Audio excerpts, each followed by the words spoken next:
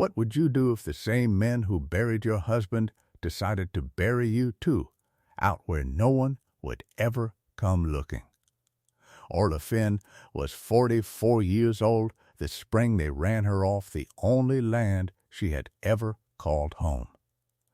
Widowed in April, evicted in May, she walked away from the homestead with everything she owned folded into a single flour sack and $71 knotted into an old tobacco tin. That was the sum of her life, a sack, a tin, and a name the valley had already begun to forget. They told her the deed had never truly been hers. Her late husband's brother stood on the porch with 2 hired men and a paper she was not allowed to read, and by the time the dust settled behind their wagon, she was standing in the road with the tin in her fist and no direction that led anywhere but away. So she made for the one place nobody else wanted. She bought for $2 at the county land office. A squat stone cistern-house stranded in a cracked drought canyon where there had been no water for 40 miles in living memory. The clerk had laughed when she laid her coins on the counter. Barren rock, he said, a dry tank, and a well that had not given a mouthful of water in a generation. He called it a tear-down that was not even worth the tearing down. He wrote the value on the card as $2 and slid it across to her as though he were doing her a kindness by taking her money at all. But what Orla Finn pried up from beneath that cistern floor 3 nights later would make an entire valley remember the quiet man they had let die thirsty. And it would answer the one question she had carried since she was a girl no higher than a fence rail. The question of why her father, every single evening of her childhood, had walked alone into a dry canyon at dusk and come back after dark with dust on his boots and something like peace on his face. Before we go on, take a moment to subscribe and let us know in the comments where you are watching from tonight. Pull a chair close. This is a story about a woman the world threw away, and the light a dead man kept burning for her long after everyone else had stopped believing there was anything out there worth the walk. Because there was one more thing about her father that she had never understood. Every night before the lamps were lit, he would go out to that canyon and turn a single iron wheel a quarter turn. No more, never more, and then he would come home. Just so the rust would not take it, he always said. She had thought it was an old man's habit. She had no notion it was a promise. The canyon was called Ash Hollow, though nothing had burned there in anyone's memory. The name fitted anyway. It looked burned. It looked like a place the sky had given up on. Orla came into it on foot at the tail end of the day, leading a borrowed mule that did not want to be led, and the light was going amber and long across the red rock walls when she first saw the Cistern-House. It was smaller than she had let herself imagine. A block of dressed stone the color of dried blood, hunched against the canyon wall as if it were trying to become part of it. One low-arched door. One iron valve wheel bolted to the outer wall, rust brown, the size of a wagon hub. A stovepipe leaning at a tired angle. And behind it, the tank itself. A great round stone drum, taller than a man, capped and sealed and bone dry, the kind of thing a whole town might once have leaned its thirst against. She stood on the cracked earth and felt the disappointment settle into her like cold water into a boot. This was it. This was the thing she had spent nearly her whole fortune on, a dry stone box in a dead canyon. She had half a mind to turn the mule around and walk back the 40 miles she had come, except that there was nowhere at the other end of those miles that wanted her either. So she did the only thing left to a woman with nothing. She decided to stay one night. She would sleep under a roof that was hers, even if the roof was worth $2 and the floor was made of dust, and in the morning she would find some fool to sell it to and be gone by noon. The door was not locked. That was the first strange thing, though she did not know yet to count it. The whole valley had written the place off, and yet the low arched door swung inward under her hand as if it had been oiled that morning. Inside the air was cool and dry and smelled of stone and old iron and, faintly, of something green that had no business in a dead canyon. A smell like crushed sage, like a memory of rain. She built a small fire in the stove from the mesquite she had gathered on the walk in. The stovepipe drew clean. Someone had swept the flue not so very long ago. She told herself she was too tired to wonder about it. She unrolled her blanket on the stone floor, set the tobacco tin by her head where she could feel it in the dark, and lay listening to the fire tick and the wind work its way along the canyon like something searching.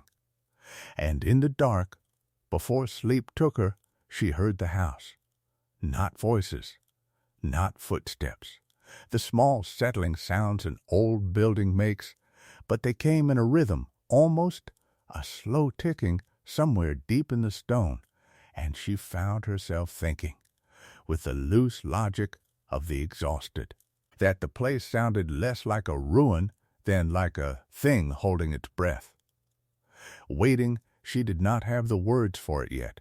She only knew she was not as alone in that stone box as the clerk's card had promised she would be. In the morning, she meant to leave. She truly did. The first thing that stopped her was the wheel. She had gone out at dawn to look the place over in honest light, counting what she owned before she sold it. Everything metal in the canyon was rust-seized solid. The door hinges she had somehow not noticed the night before, an old pump handle, the bands on a fallen barrel. All of it locked fast with a generation of dry rot and grit. All of it, except the great iron valve wheel bolted to the outer wall. She put her hand on it, meaning only to test it, expecting nothing. And it turned. Smooth as a Sunday, greased and true, a quarter turn under the lightest pressure before it met a firm and deliberate stop, as though something on the other side of the stone had been made to hold it exactly there. She let go as if it had burned her. Every other piece of iron in this canyon had been dead for 30 years. This one wheel had been kept alive. She stood a long while with her hand hovering over the cold iron, and a memory rose in her like water finding a crack. Her father's hands on a wheel just like this one, his quarter turn at dusk. Just to keep it from seizing, girl, she had been small enough to believe him. She had watched him do it 1,000 evenings and never once asked what it was he was keeping from seizing. Because children do not question the shape of the world their fathers build around them. She did not leave by noon. She told herself it was the mule that needed the rest. That was the beginning of how the house started telling her things. The next thing it told her through the floor. Late that second day, dragging her blanket to a warmer corner, she caught her heel on a flagstone that rocked under her weight. All the others were set true and level. This one alone sat proud at one edge, worn smooth in a way the others were not, as though a boot had rested on it in the same spot 10,000 times.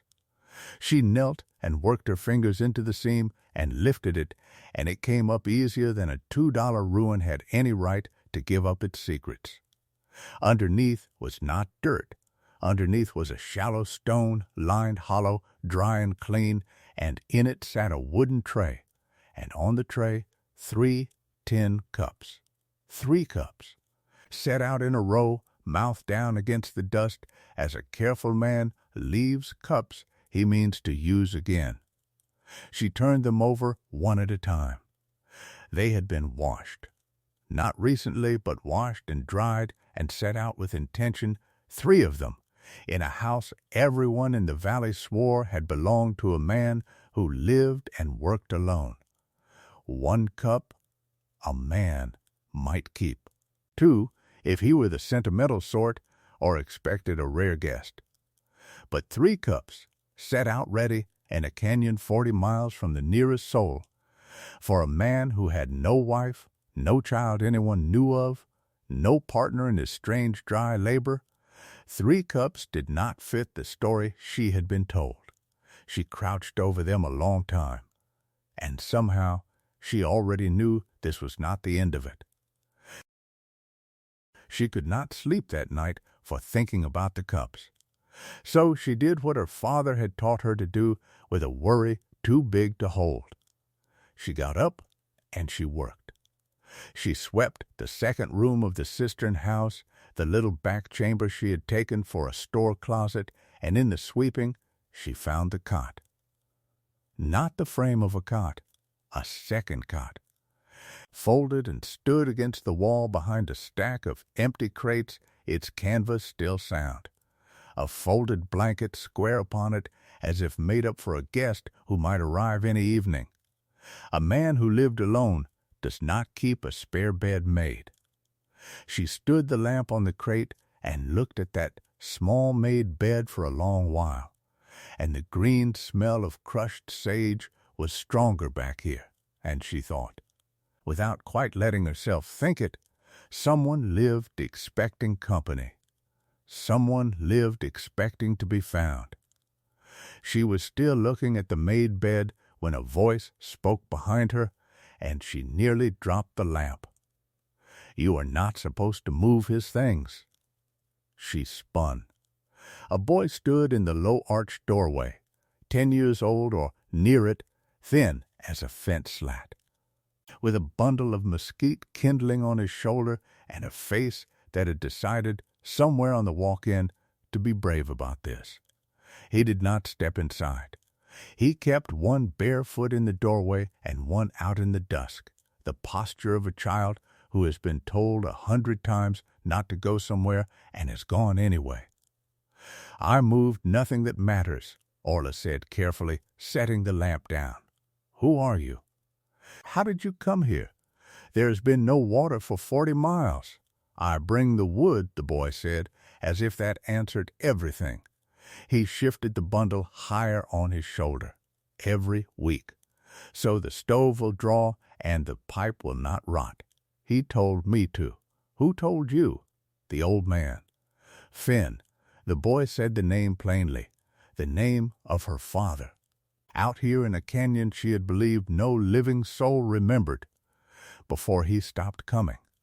"He gave me 2 bits a week to keep the wood dry and sweep the flue and never ever touch the wheel."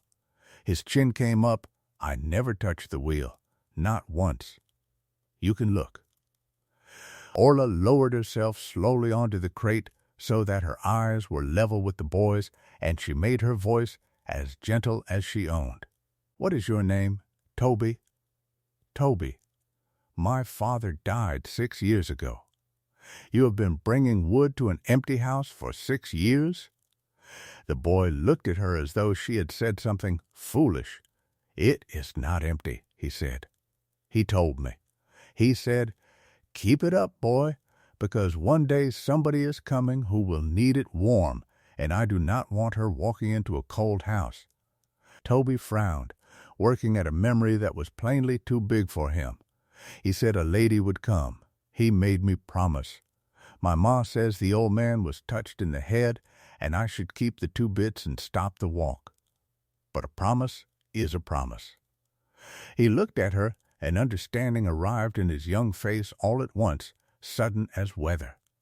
"You are the lady," he said, the one he meant. Orla could not answer him for a moment. Outside, the wind moved along the canyon, and the green smell of sage drifted in from the dark. "Set the wood by the stove, Toby," she managed at last. "And thank you. You kept your promise better than a grown man would have."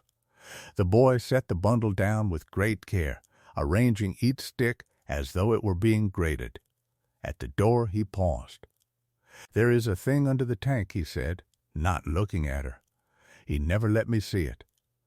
But he used to sit on the flagstone that rocks, the proud one, and he would talk to it sometimes, low, like it could hear. I always figured he was praying. Then he was gone into the dusk, running the strange 40-mile empty distances children run without fear." And Orla sat a long time in the lamplight with a cold clarity settling into her. Her father had left instructions. Her father had known 6 years and more ago, dying, that a woman would one day walk into this canyon with nothing. He had paid a child to keep the light warm for her. He had been that sure she would come. Now, stay close here, because the next thing Orla found is the moment this stops being the story of a dry stone box and becomes the story of the man who built it. And if you want to see how a dead man reaches out of a sealed floor to save the very daughter he lost, take a second now to subscribe so the next part finds you. The channel was the third thing. She found it on the fourth morning, walking the canyon floor to clear her head, and at first she took it for nothing. A long, shallow depression running out from the base of the tank, drifted over with sand, straight as a plumb line where nothing else in that broken canyon ran straight. She followed it. It ran arrow true away from the Cistern-House, out past the canyon's throat, and bent. Deliberately, unmistakably toward the far gray smudge on the horizon that she knew to be the town of Cottonwood Bend. She scraped the sand away with the edge of her boot and found stone beneath. A channel. A carved stone channel, mortared and true, running out from the dry tank toward the thirsty town. Someone had cut a road for water to walk from this canyon clear across to Cottonwood Bend. And then the water had never come. Or she stood very still in the heat with this thought: the water had come once, and then it had been stopped. There was a difference, and the difference was everything, though she could not yet say why. Everything in her wanted to pry up the sealed floor of the great tank right then. But the tank was capped in stone and mortar a hand's breadth thick, and she had only a broken pick and a woman's stubbornness, and the valley heat did not care how badly she needed to know. So she worked. She chipped at the mortar seam of the cistern floor an hour at a dawn and an hour at dusk, and in between she gave the wheel its quarter turn each evening, because it had begun to feel wrong not to, as though she would be breaking a promise she had inherited without ever having made.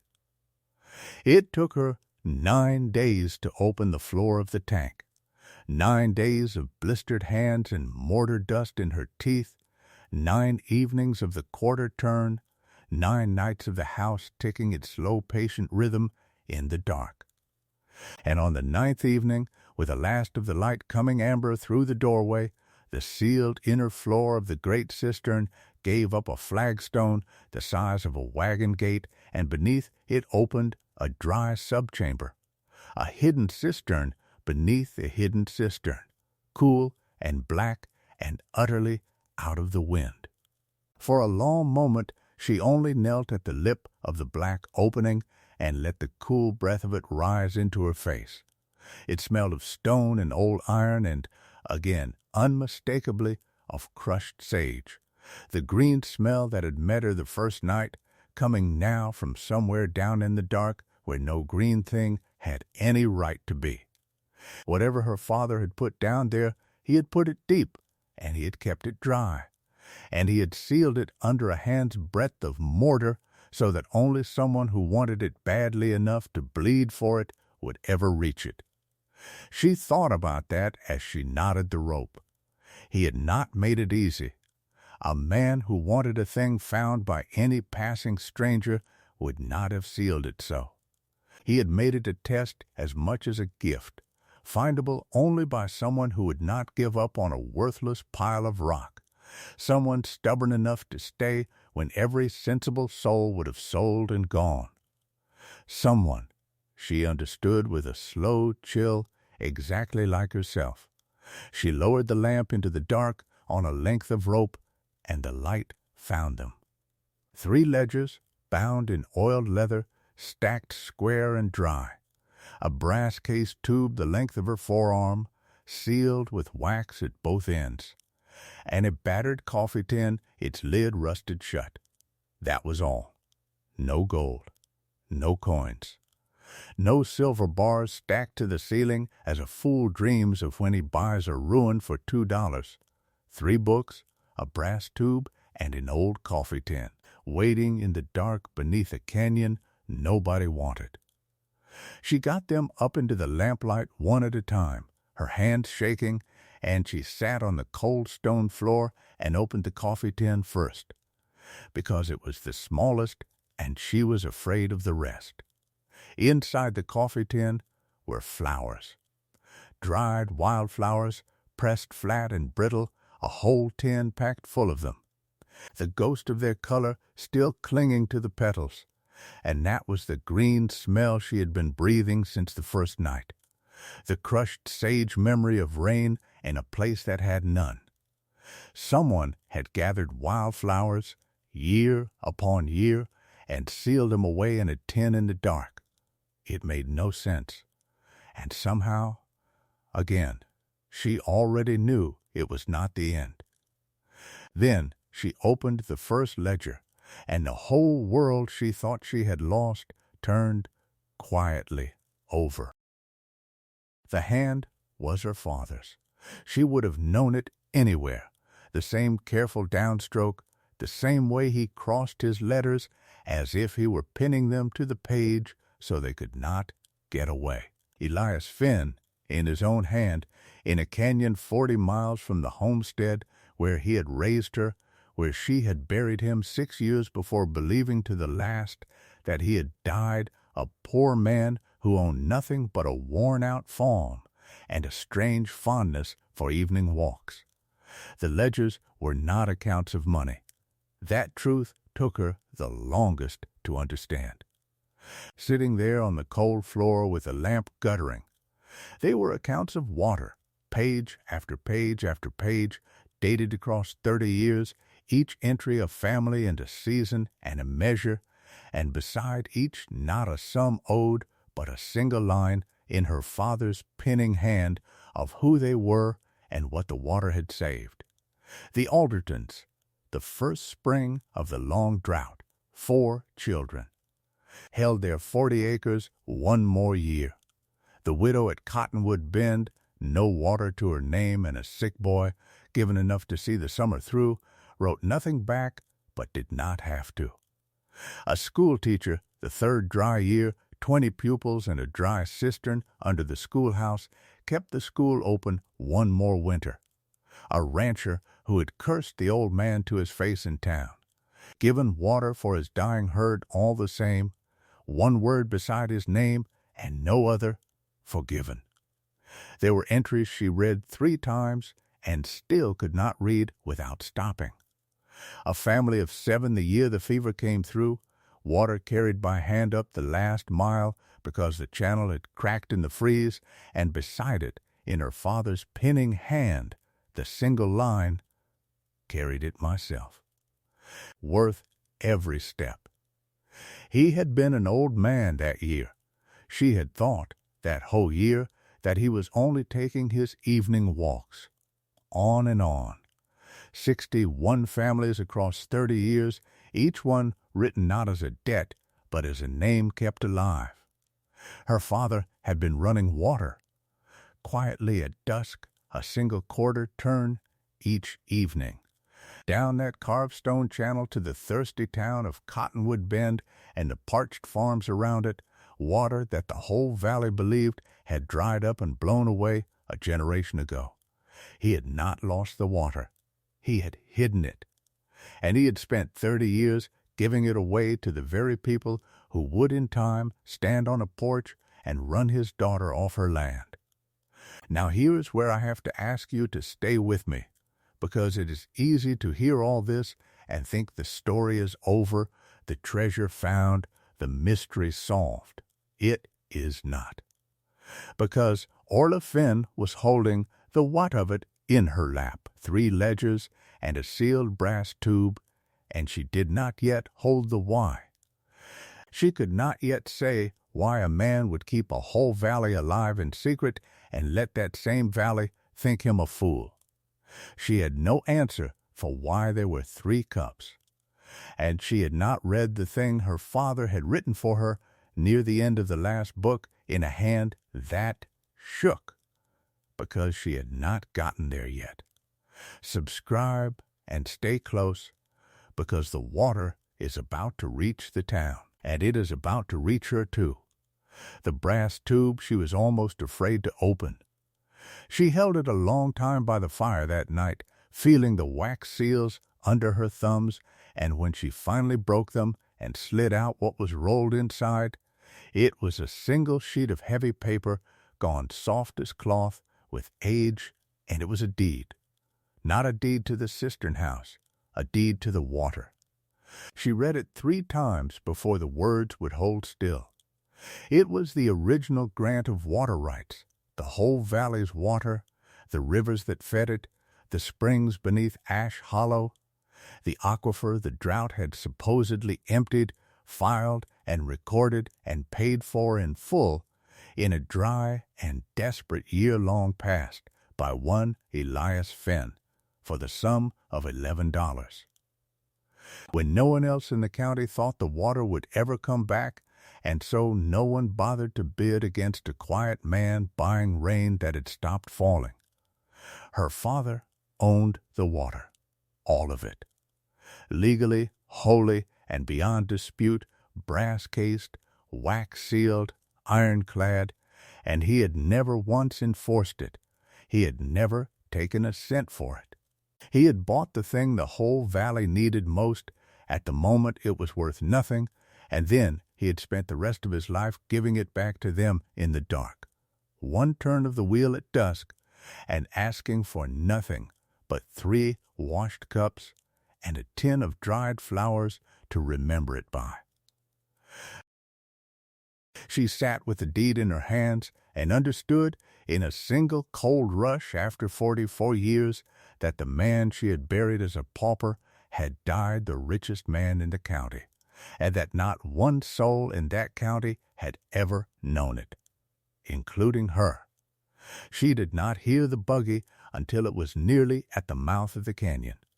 It came in the following afternoon, wheels grinding on the loose canyon stone, and she stepped out into the hard light with the deed hidden inside her dress and her heart going like the wheel under a strong hand. It was a fine buggy, silver-trimmed at the rails and the whip socket, the kind of buggy that belonged to a man who was paid to take things from people who could not stop him. And the man who climbed down from it wore a town suit and a soft hat and a smile she had seen before, on the porch the day they ran her off. "You would be the woman who bought the Finn place," he said. He did not ask it as a question. "Halloran, land agent. I represent certain interests in the valley." He looked past her at the Cistern-House, at the dry tank, at the turned wheel, with the flat appraising eyes of a man pricing a thing he means to own. "I am told you paid $2 for this. I am prepared to offer you 50 cash today and save you the long walk back." $50. To a woman with 71 to her name and no home in the world, $50 was a fortune, and he knew it, and she watched him watch her know it. And she understood, standing there in the heat with her father's deed against her ribs, exactly what he was. He was the reason the valley believed the water was gone. He and the interests he represented had spent a generation letting Cottonwood Bend go thirsty and calling it drought, buying up parched land for pennies from families too dry to hold on. And the one thing standing between them and the whole valley was a sealed brass tube in a canyon they thought was worthless. The water rights, she said. That is what you are buying for $50. Something moved behind his eyes, quick and cold. There is no water here, ma'am. There has not been water here in 30 years. That is rather the point. You are buying a view and a pile of rock. But he had gone very still, the way a man goes still when the thing he has hidden for a lifetime says its own name out loud in a stranger's mouth. Then you will not mind, she said, if I keep my rock. His smile did not move, but everything under it did. You misunderstand your position, he said softly. That deed of yours to the Cistern-House, I have looked into it. $2 at the county office from a clerk who had no business selling county land. It can be set aside. It can be shown improper. A woman alone, out here, with a bad title and no friends in the valley, you could wake up one morning and find you own nothing at all. Again, he let that last word land, and it landed, because they both knew it had happened to her once already. $50, and you walk away whole. Or you can stay, and we can do this the long way, and the long way does not end well for women who stay. You keep saying there is no water, Orla said. She did not raise her voice. She had learned on a porch in May that raising your voice to men like this only feeds them. A man does not come 40 miles across dry country and offer 25 times what a thing is worth for a view and a pile of rock. You came fast, mister. You came the same week I bought it.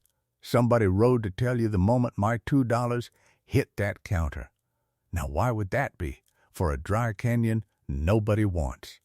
The smile stayed nailed to his face, but a muscle worked in his jaw. You are a sentimental woman, spinning a story about her dead father. I am offering you a way out of the road you are standing in. My father. She let the words sit between them. You knew him. I knew of a fool who wandered this canyon at night and let good land dry up around him because he was too proud or too simple to sell what little he sat on. He was not simple, Orla said, and something new came into her voice then, something that made the two hired men glance at each other. He was patient. There is a difference, and you spent 30 years mistaking the one for the other, and it is going to cost you the whole valley. She stepped back and put her hand flat on the doorframe. I will give you my answer in 3 days, Mr. Halloran. Same as you asked. Come back then. Bring your papers. Bring whatever it is you have already gone and had written up, because I can see in your face you have. I would not want you to feel you came all this way for nothing. For just a breath, the mask slipped, and she saw underneath it the particular fright of a man who has built his whole life on a thing staying buried and has just heard a stranger describe the shovel. He recovered. He always recovered. That was his trade. But she had seen it, and he knew she had seen it, and there it was. The same men, the same paper she was not allowed to read, the same porch. Come 40 miles to do it to her a second time. He climbed back into his silver-trimmed buggy, certain he could still frighten her into sense, and he told her again that he would return in 3 days for her answer, and he ground away down the canyon in a cloud of dust, and Orla Finn stood in the doorway of her $2 ruin and did not feel frightened at all. She felt, for the first time since April, like the daughter of the richest man in the county. She had 3 days. She spent the first of them reading, because her father had taught her that a person who understands what she holds is worth 10 who merely hold it.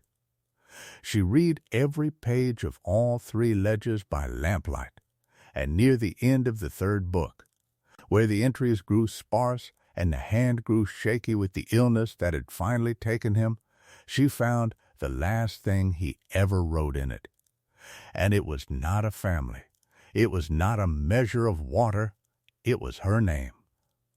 Orla, it began.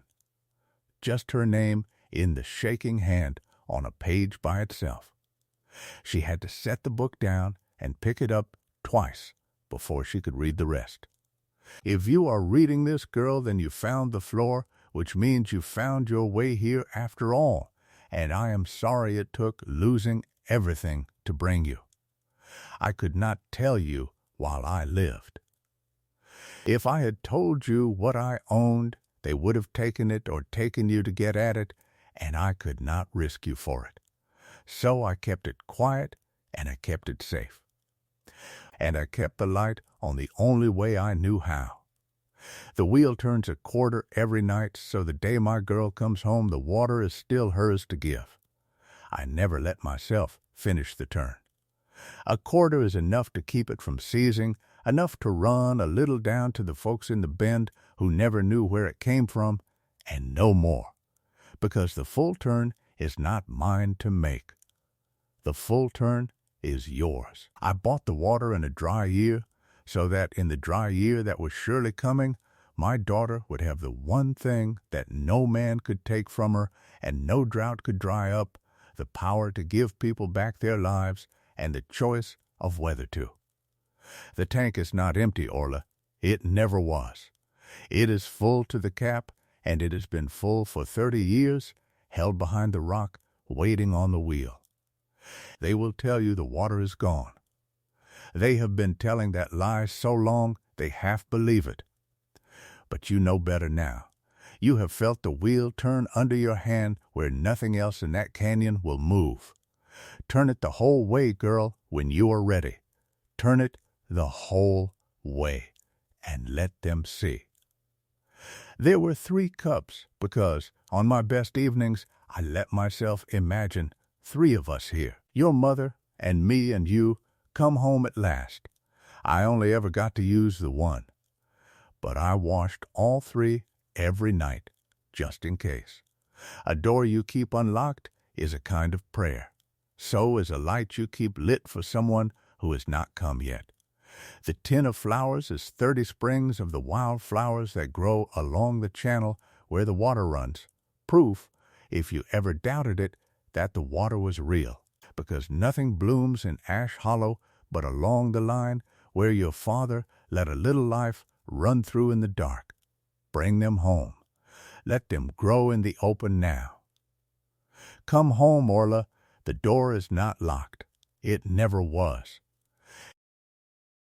She read it, and she wept the way you weep for a thing you have grieved wrongly for years and must now grieve all over again correctly, and then she wiped her face on her sleeve, and she went out into the last of the light, and she put her hand on the iron wheel. She stood there with the whole weight of it under her palm, a quarter turn to keep the promise, a full turn to make it. Her father had held himself to the quarter for 30 years, night after night, giving the valley just enough to live on and never once taking the one thing that was his to take, saving the whole of it for a daughter he could not even tell he was saving it for. Saving it for exactly this evening, though he could not have known the shape of it. A silver-trimmed buggy at the canyon mouth. A woman with $71 and a deed against her ribs, and a town 40 miles off that had gone to sleep thirsty for a generation without ever knowing why. She did not turn it that night. She wanted the whole valley to see. On the morning of the 3rd day, she walked the 40 miles to Cottonwood Bend. She had not been into the town since she was a girl, and it was smaller and grayer and thirstier than she remembered, a huddle of sun-bleached buildings around a well that gave up mud and a trough that had been dry so long the children played in it. She knocked first at the door of the widow's son, the sick boy from her father's ledgers, grown now into a stooped man with children of his own and a dooryard of dust. He opened the door with the wary squint of a man who expects every knock to be a bill collector. "I have no money," he said, before she could speak. "If you have come to buy the place, we are not selling, though God knows why we stay." "I have not come to buy anything," Orla said. "I have come to give something back." "Did your mother ever tell you how you lived through the summer you were sick? The dry summer, when the well went to mud and the Aldertons lost half their stock?" The man went still. She said an angel left water at the head of the wash, every third morning, all that summer. She went to her grave saying it. I always figured it was a story a scared woman told a scared boy. It was no angel. Orla held up the ledger, open to the page. It was a man named Finn. He ran it down a stone channel from Ash Hollow at night so no one would know to stop him, and he wrote your name in this book, not as a debt, mister, as a life he meant to keep. Your name is here in his own hand. She turned the book so he could see it, the widow's boy at the bend, enough to see the summer through. The man looked at the page for a long moment, and his hard squint broke. And he put one rough hand over his mouth. "That is my name," he said, very low. "That is truly my name." "Come to Ash Hollow at dawn tomorrow," Orla told him. "Come and see where your water came from. And bring everyone." She went door to door like that all the long hot afternoon, to the land office, to the church, to the Aldertons grown old. To every family whose name she had read in her father's ledgers, and at each door she said the same three things. "Come to Ash Hollow at dawn. Come and see where your water came from. Bring everyone." And she went last of all to the county land office where Holleran and his interests had recorded. That very week, a forged deed setting aside her $2 title and claiming the Cistern-House and all rights pertaining for themselves, so certain were they that a frightened woman would take the $50 and vanish, so certain that the water was a secret only they and a dead man knew. She did not argue with the clerk. She simply laid her father's brass-cased original on the counter beside their fresh forgery, the ironclad grant against the week-old lie, and she asked him, in front of the room, to read them both aloud and tell the town which one the law would keep. Word travels fastest in a place where nothing ever happens. By dawn the next morning, the mouth of Ash Hollow was full of people. They came on foot and in wagons, the whole thirsty valley of them, the Aldertons and the widow's son, and the children who played in the dry trough, and the men who had run her off her homestead came too, drawn by the rumor as carrion birds are drawn, and Halloran came in his silver-trimmed buggy with 2 hired men and a face like a slammed door. Still holding to the lie, because it was all he had ever had. They gathered on the cracked canyon floor in the amber light before the heat, and they looked at the $2 ruin and the dry stone tank and the woman standing beside the rusted wheel, and not one of them yet believed. Orla Finn stood with her hand on the iron, and she told them. She told them about her father and his evening walks and his quarter turn. She told them about 61 families kept alive in secret and never once billed for it. She held up the ledgers and she read them the names. Their own names, their parents' names, the names of the dead they had grieved as victims of a drought that had never truly been a drought at all. She told them the water had never left the valley. It had only been kept behind the rock, one small turn at dusk, by a man who asked for nothing, and then stopped even that when he died, waiting for the one hand he had made the wheel for. He never lost the water, she said. He hid it. From the men who wanted to sell you your own rain back at a price you could not pay. She looked at Halloran when she said it, and Halloran looked at the crowd, and the crowd began slowly to look at Halloran. He could not let it stand. That was the thing about a man like him. He had talked his way out of every corner of his life, and he did not know how to do anything else. He pushed forward through the murmuring crowd, and his voice came out smooth and loud and certain, the voice that had emptied a valley of its land. Good people, you are being played by a grieving woman with a stack of old farm books, he called. That canyon is bone dry. There has been no water in 30 years. She has forged a deed and dressed it up in her dead father's name, and when nothing comes out of that dry tank, she will have your sympathy and your signatures and this worthless canyon. And you will have looked the fools. I have the true and recorded deed to this land in my own hand, filed this very week at the county seat. Filed this very week, Orla repeated, and her voice cut across his and stopped it. You said it yourself, in front of all of them, this week. My father filed his in a dry year 30 years gone, paid in full for $11. When you were a boy and the water was worth nothing and nobody thought to bid against him. She turned to the crowd. The clerk read both aloud in the land office yesterday. Ask him. A man does not forge a new deed against land he believes is worthless.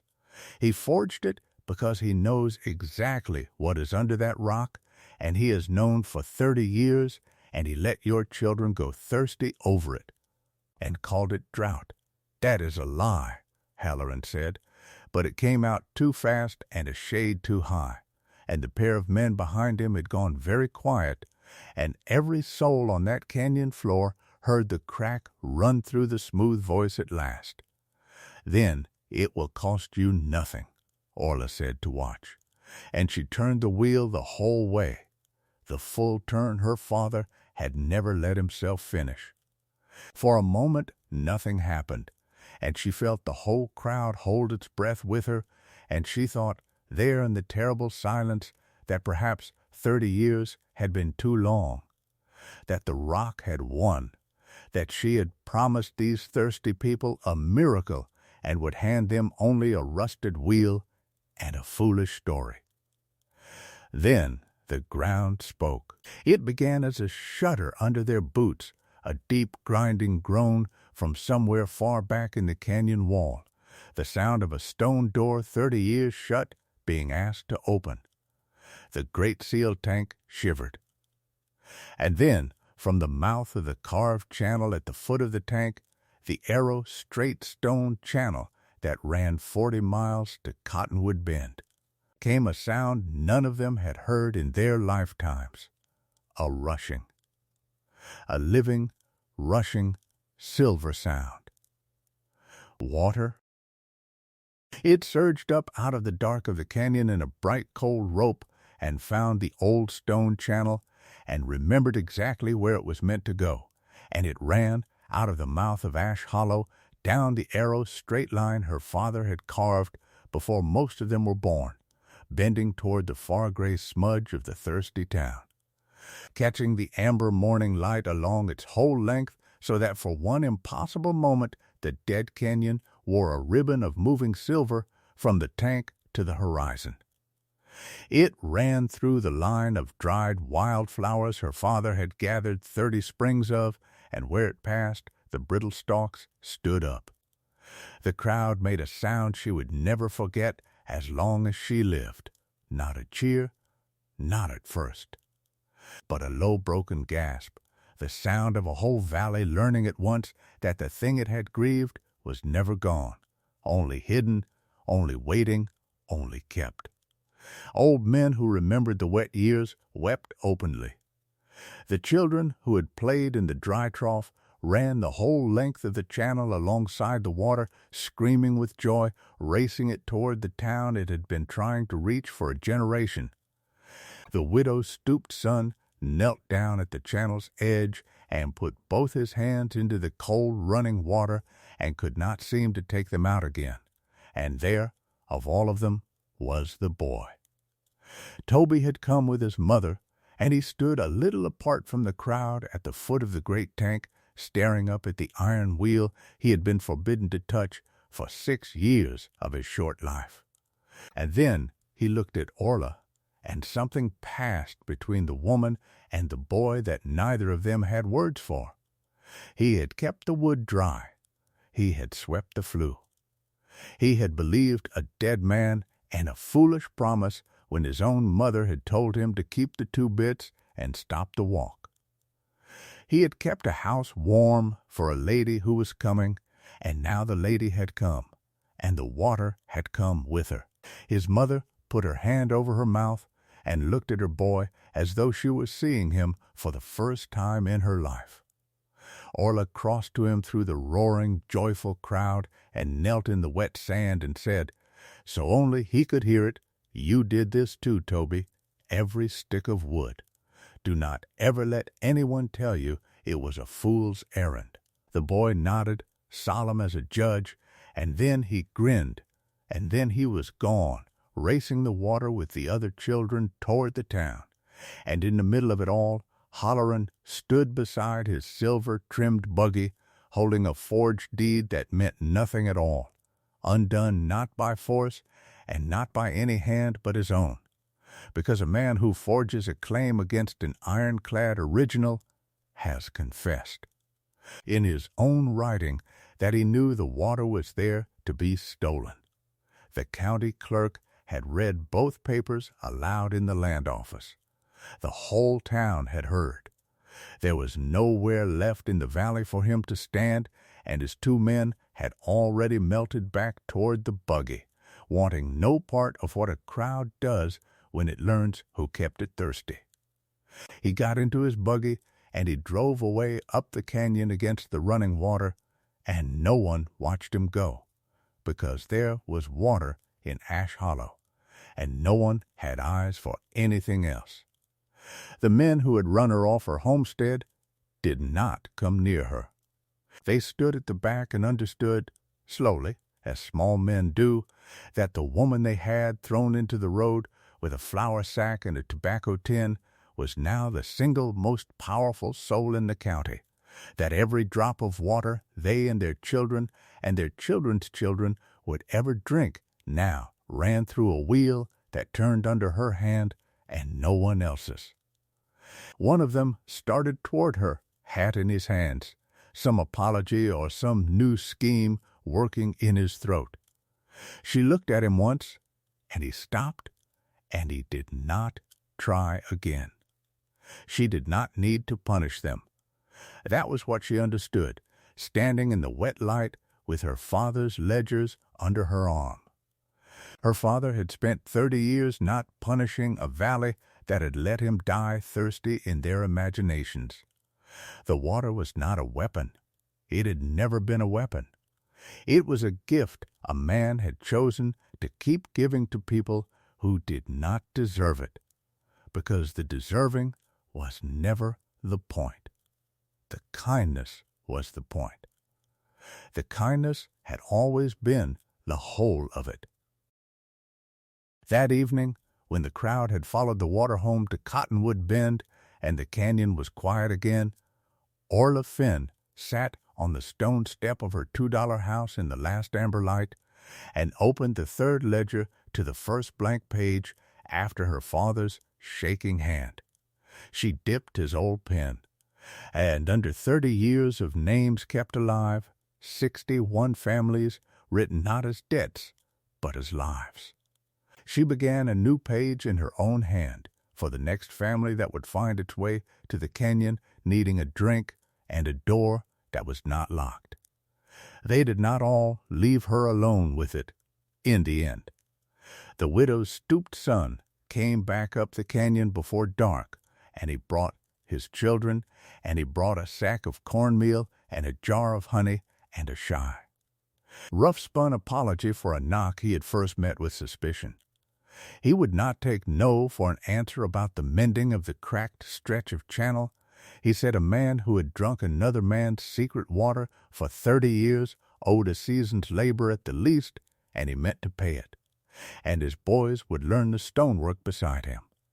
And near dusk the boy came to, running the last mile out of pure habit, and he stopped short when he saw the water still bright in the channel, as though he had half expected the miracle to have dried up and taken itself back while he slept.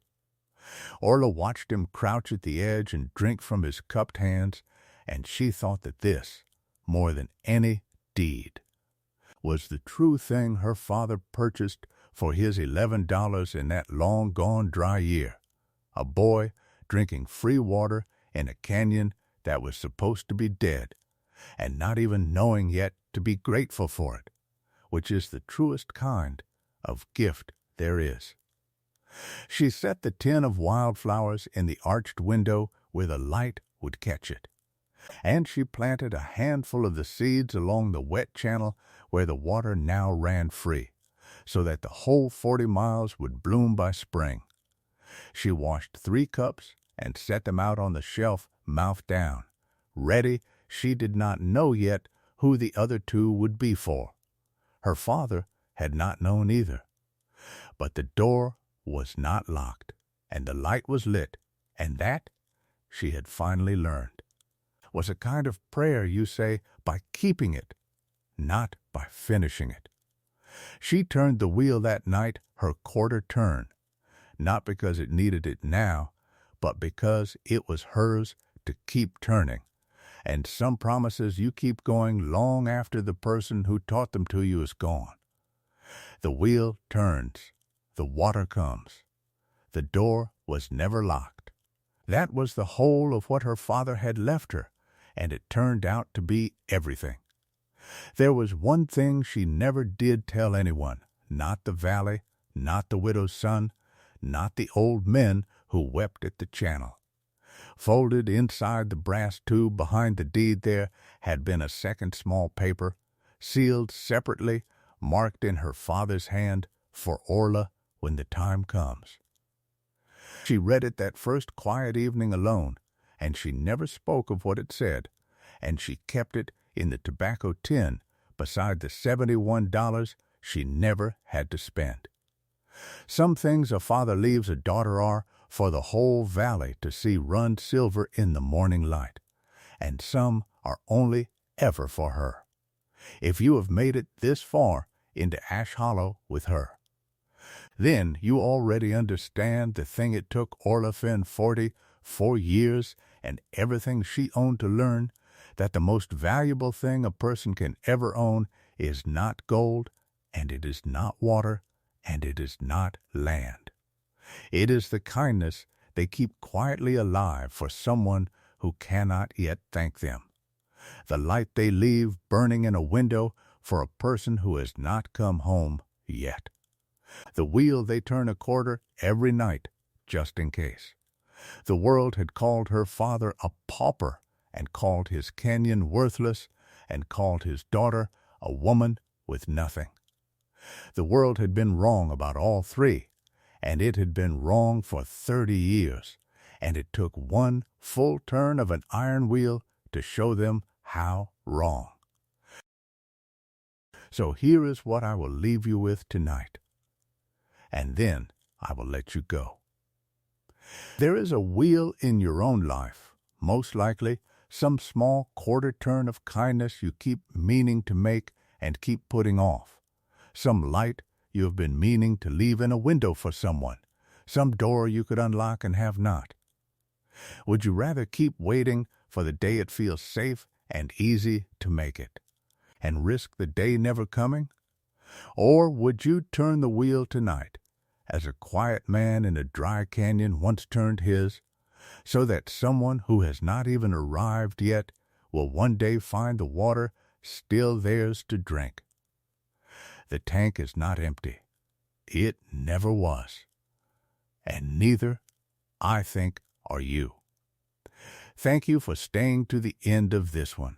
If it warmed you, subscribe and tell us in the comments where in the world you are watching from tonight. And light a lamp of your own in the window before you sleep. We will keep the door unlocked, and we will keep a story waiting, and we will see you here again by the water.